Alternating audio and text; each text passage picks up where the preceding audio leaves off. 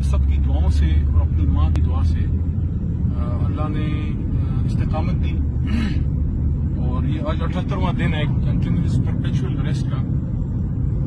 میں اس بات پہ خوش ہوں کہ جس ویژن پہ اپنے چیئرمین عمران خان صاحب کے ساتھ میں شامل ہوا تھا اللہ نے اسی پہ ثابت قدم رکھا. جس طرح اللہ نے دعا بھی بتائی ہے قرآن میں کہ ربنا افرغ علینا صبرا وثبت اقدامنا وانصرنا علی القوم الکافرین.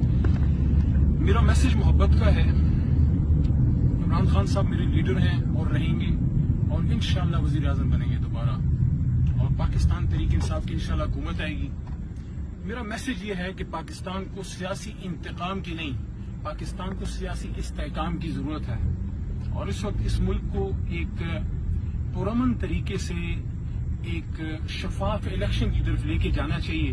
ہم سب پاکستانی ہیں. ہم میں دہشت گرد اور غیر محب وطن کوئی نہیں. میں ہمیشہ پہلے بھی اس بات کا جب حکومت میں تھا جب پہلے پوزیشن میں تھا یہ کہتا تھا کہ کسی پہ غداری کے فتوے نہ لگائیں. آج اللہ تعالیٰ کے کرم سے وہ کیس بھی میرے پہ ختم ہو گیا 9 مئی کا.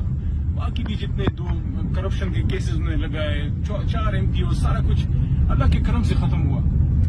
میں یہ بھی کہنا چاہتا ہوں کہ 9 مئی کو جو کچھ ہوا جن لوگوں نے نقصان کیا ہماری پارٹی کی پالیسی نہیں ہے. ہماری پارٹی ایجوکیٹڈ لوگوں کی جماعت ہے اور ہمارا پرامن تحریک ہے. ہماری جس نے غلط کیا ہے اس کو سزا ضرور ملنی چاہیے. جیسے میں نے فیس کیا ہے میرے پہ غلط الزام لگایا 9 مئی کا اور اللہ کے کرم سے میرا کیس ڈسمس ہو گیا ڈسچارج ہو گیا.